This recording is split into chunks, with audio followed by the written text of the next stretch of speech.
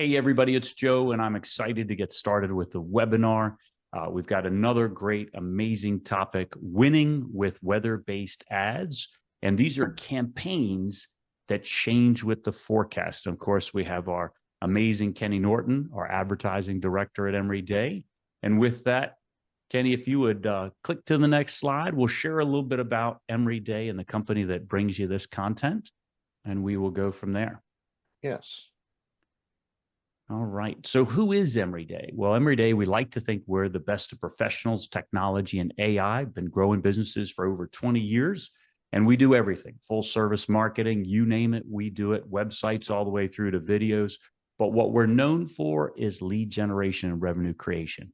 We have 50 US-based team members. We've got an amazing AI-powered lead generation platform. We've served thousands of clients. And our mission is really quite simple. It's to grow your business cost effectively using comprehensive marketing to generate traffic, which converts to customers. And we help businesses thrive. The beauty of what we do is it's blocking and tackling. And when you show up every day and you work towards an objective, it's amazing what you can achieve. So whether you're aiming to increase revenue or preparing to sell your business, we always create those amazing results. And one thing, if you're interested, we would love to share with you our AI-powered dashboard. It helps us build scalable marketing, provide visibility, and close more business. And if AI isn't a part of your sales process, your marketing, your lead generation, man, oh man, you're leaving it all on the table. We'd love to chat with you and share with you how we do that.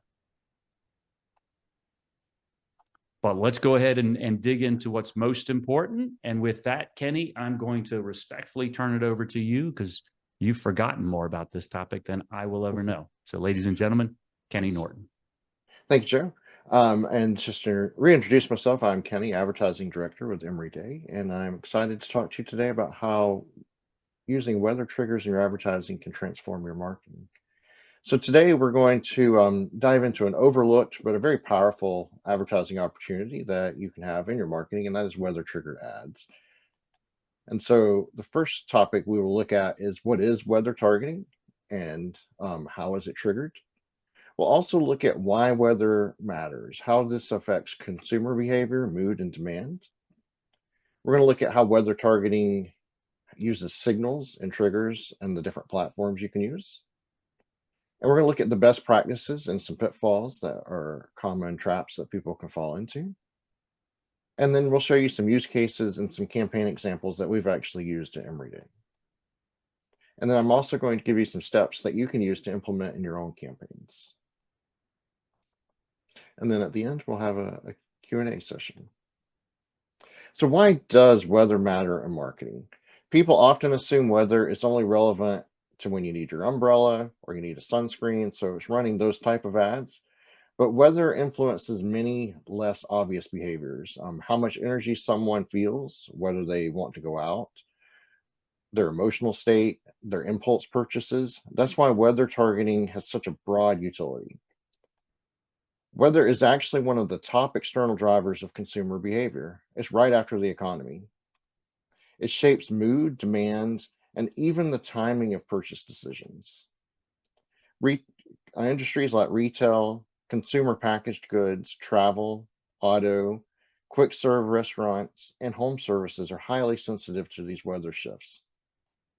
But even if your brand isn't traditionally weather sensitive, you can still use it as a contextual signal. Think about rainy days. People stay indoors, they spend more time online, and they're more likely to engage with digital ads. So, what is weather targeting or triggering?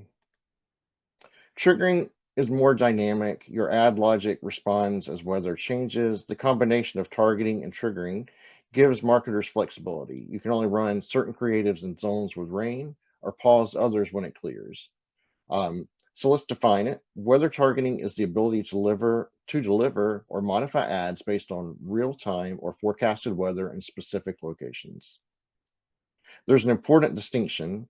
Triggering means automatically switching ads on or off when certain conditions are met, like a storm alert. Targeting, on the other hand, means you're showing ads in places, for example, it's raining. And so It's a little bit different nuances, but when you get into different areas where you set up these ads, and I'm sorry, I forgot to do the distinction there.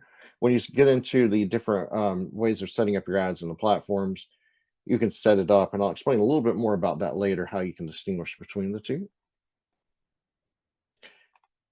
And then weather signals that you use are things like temperature, precipitation, wind, humidity, severe weather alerts, and pressure. And then how does it work? Behind the scenes, weather targeting is simply a data-driven rule engine. You define the triggers, your creative variants, and the system ensures that the correct ad serves under the right weather. What matters most is the quality of your weather data feed and how tightly your creatives um, lost my train of thought, compared to those conditions. It's not just hot versus cold. It's advanced weather targeting allows the very fine grain controls. And so what we look at is real-time forecast windows. Is it now, today, or a 3-day forecast? These are fed into platforms, or you can use apps to feed them into things like Facebook. You want to set your thresholds, whether it's greater than, less than, or sometimes between feels like adjustments. You want to look at your targeting. Who is it you want to target? Your weather conditions can change within this targeting. So you want to target, say you want to target the state of Iowa, but you really only want to target those that have severe weather. So you set up your Iowa targeting, and then you can set up your severe weather triggers. And then those areas that are under those severe weather warnings would receive those ads. Create logic mapping. You want to map each creative to your weather condition. You don't want to run a summer ad for sunscreen in the winter, with one exception, unless you're targeting people in areas where they're going to be a ski resort. You might want to run them there. But for most people, you want to make sure that your creative really matches that weather condition. So what are some of the best practices and the pitfalls? And the one thing to remember is that even though this approach gives you flexibility, if you overcomplicate your rules, you may end up with fewer impressions and inefficient learning. So the algorithms need a lot of ability to learn. So you want to make sure you have a good size audience. The one rule I think of is to start simple with 1 or 2 triggers and then scale it from there. So how you do that is you use one weather trigger per ad group. You don't want to mix up multiple triggers in one creative. Always use always on campaigns. And what that means, it doesn't necessarily mean that you can't have a beginning and an end date, but it's more, don't use small windows. A lot of the platforms want you to use a smaller window, or what we call flights, but it's better to set up run it for a year or a season, whereas always on can learn and go on and off with your triggers. You also want to match your creative and your copy to the weather context, as we mentioned earlier. Use things like beat the heat when it's hot, and then go into your product. Or if it's cold, you can have another marketing phrase, like stay warm this winter for your HVA system, or don't get stuck in the cold. Understand local perception. A 65-degree day in might feel very warm to people in Maine, but very cool to people in Florida. And then pivot quickly. Weather changes rapidly, and so a dynamic creative can be key for you. And you also want to avoid narrow triggers that very rarely fire. If you live in an area and you only want to target a heat wave, but you very rarely have heat waves, you're never going to get any type of traction. So you might want to lower your temperature settings a little bit more, or up them if you're trying to go for something very cold. So here's some weather targeting use cases. If you're apparel or a retail store, you can set up ads to show coat ads when it's cold, or rain gear when it's raining, or swimwear when it's hot. Food and beverage or a quick service restaurant, you can run ads for ice drinks when it's hot chocolate when it's cold, and comfort foods when it's raining. Travel or hospitality sector, you can push getaways, especially when it's raining. Ads to very nice sunny places do well when it's raining, and so promote those sunny destinations. Home services or HVAC, Heating and cool system maintenance are triggered by temperature extremes. When it starts getting that very first bite of that crisp fall weather, it's a good time to start running those tune-up ads for your winter. Or that first nice spring day, start running those tune-up ads for your air conditioning. But you can also do something a little bit better. If you're a roofer, maybe you want to start running ads for, as I mentioned earlier, with storms in Iowa, target storms in areas where there's going to be these thunderstorms. They're going to have roof damage. You can start running those ads for triggering by those storms. And even healthcare can benefit. First sign of spring, allergy medicines get triggered by pollen. First time of fall allergy season, the weather, most people know those weather triggers when grass pollen is going to come up, ragweed pollen is going to come up. And so you can start running your ads in that sector as well. And so here is a sample campaign flow of how you can set up your triggers. And I kind of like the graphic: discount coffee for 30% off. It's a nice trigger for a nice rainy day or a very cold day. So this is one way. If it's a hot day, you can set your trigger up to only show this ad when it's greater than or equal to 85 degrees Fahrenheit. And there we have that iced beverage symbol as well as the hot beverage symbol. And so you can do messages like cool off with 20% off today, with whatever your product is. Another trigger could be for a rainy day. You can set your triggers up for just rain. It doesn't have to be a temperature. You can set it up for rain. You can set it up for storms. And so for that, you can, as we mentioned, umbrellas and raincoat ads. A rainy day special, you get free delivery today, and only run it for rainy days. Another one is cold. You can set it up to be less than 40 degrees for these ads. There you can run your cozy items or your hot drink, and warm up with a couple on us is a nice message for things like that people might respond to. One thing I didn't put into this slide is going back to extreme weather. If it's a blizzard, you can run, if you're a power company or a electric company, you can run ads to sell generators if you know a blizzard is coming up.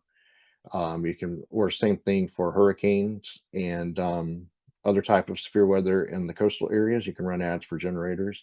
Same for roofing companies, construction companies. Unfortunately, it's playing off the situation, but those weather triggers are really good for you especially when you know that severe weather is coming up. And so those are type of things you can put into these ads. And so some of the ways we've seen ads work for our clients is we've had weather-based campaigns deliver 15% better cost per leads than industry averages. And these prove how real-world urgency boosts both efficiency and intent. And this is across all of our weather-based campaigns. And compared to always-on ads, even though I mentioned always-on ads earlier, these type of always-on ads are what we consider evergreen ads. It's running your traditional, here's my product, the ad that you run all the time. These weather trigger creatives generate 5 times higher engagement during localized heat waves, and that capitalized on moments when homeowners were most motivated to act. And this is really more for HVAC, and that was driving this particular one. And then these campaigns didn't just convert, they really primed your organic audiences. We saw over 440,000 unique users with HVAC messages. It was hyper relevant to their current conditions. It's that rising tides lift all boats. It doesn't just help for that campaign, it helps for all your other campaigns, we have found. And so here's an implementation guide for you. One of the first thing you want to do is audit your products and services, find out which ones are weather sensitive, and then develop a plan from there. Which ones are cold, which ones are rainy, which ones are very temperature sensitive.